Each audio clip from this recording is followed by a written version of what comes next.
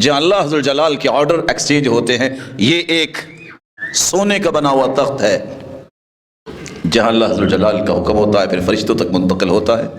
اور جبریل امین کو اللہ کے رسول نے وہاں دیکھا، ایک اس وقت دیکھا جب سورۃ المدثر نازل ہوئی، اور ایک اس وقت دیکھا۔ اور جبریل امین اور اللہ کے رسول کے درمیان اتنا ہی فاصلہ تھا، فَكَانَ قَابَ قَوْسَيْنِ أَوْ أَدْنَىٰ، 2 قوس کے برابر۔ اور سید المرسلین بیان کرتے ہیں کہ میں نے جبریل امین کو دیکھا، جبریل امین کے 600 پر تھے، ایک پر نے پورے آسمان کو گھیرا ہوا تھا۔ اور تیسرا، اللہ تعالیٰ نے عرش کے نیچے سے جو خزانے رکھے ہیں، اللہ نے ان خزانوں میں سے ایک تحفہ مجھے دیا، جس کے ناخن تانبے کے بنے ہیں اور اپنے چہرے کے گوشت کو نوچ رہا ہے، سینے کو نوچ رہا ہے۔ رسول اکرم صلی اللہ علیہ وسلم فرماتے ہیں، میں نے دیکھا کہ ایک خون کی نہر ہے، ایک باہر کھڑا انسان، اس کے ہاتھ میں پتھر ہیں، ڈھیر لگا ہوا ہے، وہ خون کے اس نہر سے غوطے کھاتا ہوا ایک شخص کنارے کی طرف آنا چاہتا ہے۔ یہ شخص جو فرشتہ ہے پتھر مارتا اس کے منہ میں، واپس پتھر اسے وہاں تک پہنچا دیتا ہے۔ پوچھا یہ کون ہے؟ فرمایا میں نے دیکھا کہ بوڑھے بچے، مختلف قسم کے لوگ تنور جیسی جگہ آگ میں جل رہے ہیں، چیخیں آ رہی ہیں۔ پوچھا یہ کون ہے؟ کہا سید المرسلین اپنے چچا کی وفات، اپنی بیوی کی وفات، مشرکین مکہ کی تکلیفوں اور طائف کی بستی سے غم ملنے کے بعد سخت پریشان تھے۔ اللہ تعالیٰ نے اس پریشانی کو زائل کرنے کے لیے آسمانوں کی سیر کروا دی۔ جب یہ غموں کے پہاڑ اللہ کے رسول صلی اللہ علیہ وسلم کے سامنے کھڑے ہوئے تو اللہ تعالیٰ نے ان غموں کو ہلکا کرنے کے لیے ایک ایسا انعام اپنے پیغمبر کو دیا، اور وہ انعام کیا تھا؟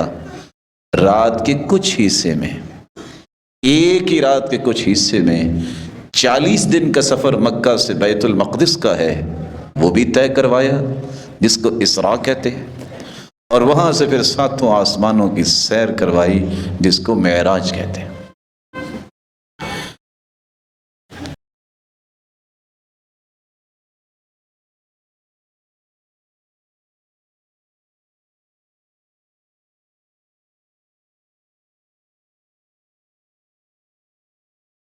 رسول اکرم صلی اللہ علیہ وسلم فرماتے ہیں، مجھے جہنم بھی وہاں دکھائی گئی۔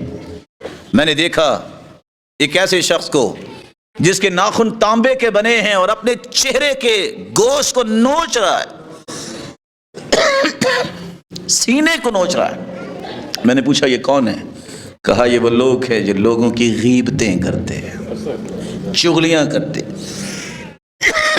کاش یہ بات سن کے کوئی چغلی اور غیبت سے باز آ جائے۔ اللہ کے رسول صلی اللہ علیہ وسلم نے فرمایا، میں نے جہنم میں یہ بھی دیکھا، کچھ ایسی قوم تھی جو مردار کھا رہی تھی۔ میں نے پوچھا یہ کون ہے؟ جواب ملا یہ وہ لوگ ہیں یأکلون لحوم الناس، جو لوگوں کی غیبت کرتے ہیں، ان کو یہ سزا دی جا رہی ہے۔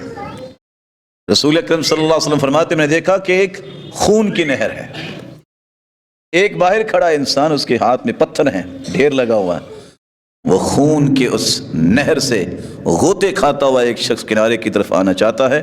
یہ شخص جو فرشتہ ہے پتھر مارتا اس کے منہ میں، واپس پتھر اسے وہاں تک پہنچا دیتا ہے۔ پوچھا یہ کون ہے؟ فرمایا یہ سود خور ہے۔ رسول اللہ صلی اللہ علیہ وسلم نے فرمایا میں نے دیکھا کہ بوڑھے بچے، مختلف قسم کے لوگ تنور جیسی جگہ آگ میں جل رہے ہیں، چیخیں آ رہی ہیں۔ پوچھا یہ کون ہے؟ کہا یہ بدکار لوگ ہیں۔ رسول اللہ صلی اللہ علیہ وآلہ وسلم کو جہاں جہنم کی سیر کروائی گئی وہاں جہنم بھی دکھائی گئی۔ آپ صلی اللہ علیہ وآلہ وسلم کو یہ سارا کچھ کروانے کے بعد اللہ ذو الجلال نے سدرۃ المنتہا تک بلایا۔ جبریل امین سدرۃ المنتہا پہ پہنچے۔ اللہ کے رسول صلی اللہ علیہ وسلم، یہ وہ سدرۃ المنتہا ہے جس کے بارے میں آثار نقل کرتے ہیں جہاں اللہ ذو الجلال کے آرڈر ایکسچینج ہوتے ہیں۔ یہ ایک سونے کا بنا ہوا تخت ہے جہاں اللہ ذو الجلال کا حکم ہوتا ہے، پھر فرشتوں تک منتقل ہوتا ہے۔ اور جبریل امین کو اللہ کے رسول نے وہاں دیکھا، ایک اس وقت دیکھا جب سورۃ المدثر نازل ہوئی، اور ایک اس وقت دیکھا۔ اور جبریل امین اور اللہ کے رسول کے درمیان اتنا ہی فاصلہ تھا، فَكَانَ قَابَ قَوْسَيْنِ أَوْ أَدْنَىٰ، 2 قوس کے برابر۔ اور سید المرسلین بیان کرتے ہیں کہ میں نے جبریل امین کو دیکھا، جبریل امین کے 600 پر تھے، ایک پر نے پورے آسمان کو گھیرا ہوا تھا۔ رسول اللہ صلی اللہ علیہ وسلم فرماتے جب میں معراج پہ گیا تو مجھے 3 تحفے ملے، 5 نمازیں، اور دوسرا تحفہ یہ تھا کہ میری امت کی صفوں کو فرشتوں کی صفوں جیسا بنا دیا گیا، اور تیسرا اللہ تعالیٰ نے عرش کے نیچے سے جو خزانے رکھے ہیں، اللہ نے ان خزانوں میں سے ایک تحفہ مجھے دیا، سورۃ البقرہ کی آخری 2 آیتیں جو رات کو پڑھ کے سو جائے اسے کافی ہو جاتی ہیں۔ رسول اللہ صلی اللہ علیہ وسلم فرماتے ہیں میں جس آسمان پہ بھی گیا ہوں، ہر فرشتے نے واپسی پہ مجھے یہ کہا علیک بالحجامہ، حجامہ کرو، حجامہ کرو، جس کو آج آپ بھی جانتے ہیں سنگی لگانا کہتے ہیں۔ رسول اللہ صلی اللہ علیہ وسلم نے فرمایا چاند کی 17، 19 اور 21 تاریخ کو حجامہ کرنا چاہیے۔ اللہ عز و جلال کے پیغمبر کا یہ بھی فرمان ہے خیر ما تداویتم بہ الحجامہ، بہترین علاج جو ہے یہ حجامہ ہے۔ آپ صلی اللہ علیہ وسلم کا مزاج مبارک تھا، زندگی میں جب بھی جسم کے کسی حصے پہ کوئی چوٹ لگتی تو آپ مہندی لگاتے، سر پہ کسی کو چوٹ آتی تو پرانی چٹائی کو جلا کر وہ راکھ رکھتے، جب جس کو آج بلڈ پریشر کہہ دیتے ہیں، اللہ کے رسول صلی اللہ علیہ وسلم کا فرمان ہے کہ جب بھی کسی اس طرح کی شکایت ہو تو حجامہ کروائیں۔ لیکن آپ صلی اللہ علیہ وسلم نے ایک بات بیان کی ہے کہ آپ بدھ کے دن حجامہ نہ کروائیں۔ ایک شخص نے بدھ کے دن حجامہ کروایا تو آپ صلی اللہ علیہ وسلم نے فرمایا اس دن حجامہ کروانے سے نقصان ہو سکتا ہے، اور کبھی بھی سر پہ نہ کرواؤ۔ ایک شخص نے کروایا، وہ اپنی عقل کھو بیٹھا۔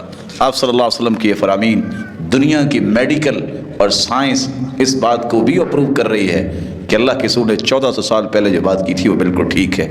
کاش مومنوں کا ایمان اس سے بھی مضبوط ہو کہ اللہ نے اس سے بڑی سچائی دنیا میں اتاری کوئی نہیں ہے۔ اللہ تعالیٰ یہ ایمان ہم سب کو نصیب فرمائے۔ وآخر دعوانا کہ ہر بچے کو پیدا ہوتے ہی شیطان دھوکہ لگاتا ہے سوائے مریم کے اور عیسیٰ ابن مریم کے، کیونکہ ان کی والدہ نے دعا کی تھی۔ اب آپ دیکھیے آپ صلی اللہ علیہ وسلم بتا رہے ہیں کہ ان کی والدہ نے دعا کی تھی تو اللہ تعالیٰ نے ان کو شیطان سے بچا کے رکھا۔ آپ بھی یہ دعا کر سکتے ہیں، یہ دعا کو خاص نہیں تھی ان کے لیے، آپ کے لیے بھی ہے۔ مرد حضرات اس کیفیت سے گزرتے ہی نہیں، ان کو پتہ ہی نہیں ہوتا کہ عورت کے اوپر یہ موڈز کیوں آ رہے ہیں اور یہ کیفیت کیوں ہے، وہ کبھی رو رہی ہے، کبھی ہنس رہی ہے، چھوٹی چھوٹی باتوں پہ ناراض ہو رہی ہے۔ یہ سب کیفیات آپ اپنی آئندہ نسل کی خاطر اس بچی کو کچھ مارجن دیں، وقت دیں، نہ کہ اسے ایسی ٹینشن سے گزاریں کہ جس کا سارا اثر براہ راست اس بچے پہ آئے اور ایک گھر میں خاردار پودا اگائے۔